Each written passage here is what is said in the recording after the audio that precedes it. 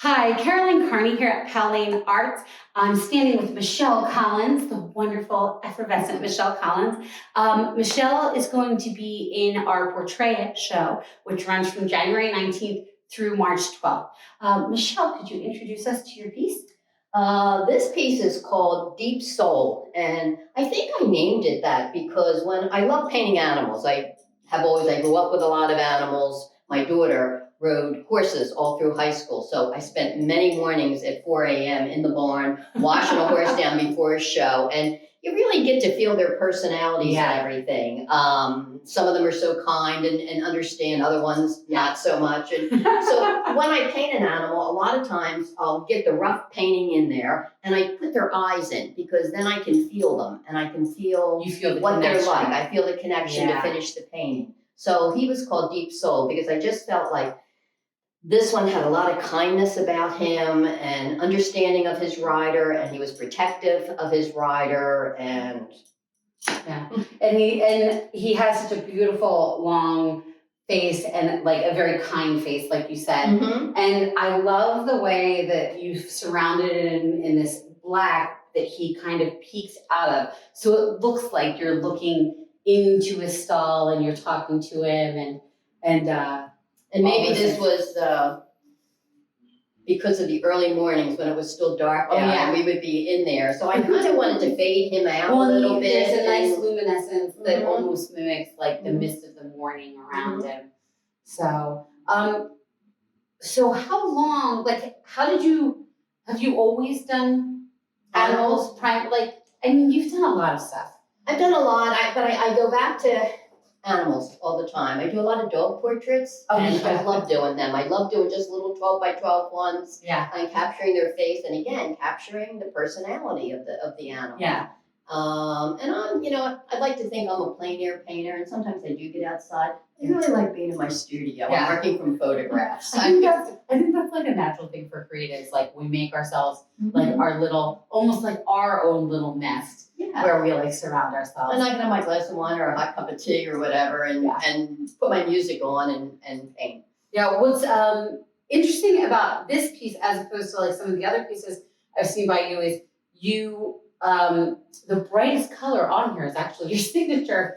And so you're working in more of a, like not monochromatic exactly, but like more of a muted tones, but there's such nice,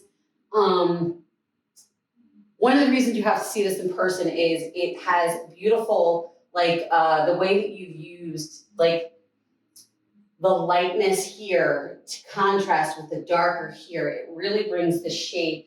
The further you get from it, the more dimensional it gets because of these nice highlights and the contrast between the darker space and then the lightness of his face. And I think I was pleased with the treatment of the leather on here because sometimes it's really hard to get that contrast. Yeah. You know, I mean, everything starts to get muted together. Yeah. And I think just a few highlights, I try to get freer and freer and freer with my work, but I can get tight too. You always have beautiful brushwork too, and especially in this, you can see it, the way that the textures of the color patch here and his hair of the mane is really beautiful, and especially in contrast to the smoothness of the leather.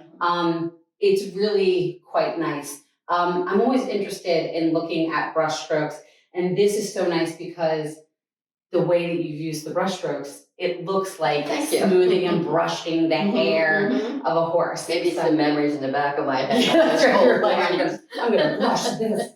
So teach him a lesson. Does the horse have a name? Deep Soul. I don't remember. It was a photograph I don't remember. But this wasn't her horse. This wasn't hers. But it's a beautiful horse. So maybe I'll get my granddaughter to start it riding. She wants Western, not like her mom rode English. Yeah. Because she's a funny, silly little girl. So maybe I'll be back at the barn. Oh, so she's in the South, and well, where my brother-in-law grew up in Woodstown, Piles Grove, they do Western riding. Okay, yeah, well, I know that. I grew up, like, the girls who did riding did English. Yeah, right. So she went. So maybe I'll be back in the barns or somewhere. Maybe I'll get into more Western stuff. They both wear great hats, so they do. So well, I I think this is a beautiful piece, and I love that it's a portrait and you're portraying the energy. I think we think of portraits as just of humans, and the thing is that that's become kind of, now we take portraits mostly with photographs, but originally they were done in place of photographs. But portraits were just simply conveying the energy and the essence and the look Of the person, right? of the person, Mhm. and you can do that with anything. Mhm. And so I think this is a beautiful treatment because horses are such beautiful sentient beings. And I think in anyone's home, I think that this would fit in if you I had do. a love for animals or whatever. Well, Because yeah. it would be striking to come into a room with It a dark would. background And also, it's a piece that can make a statement and can stand on its own, which is really nice. And it mixes with a lot of different palettes.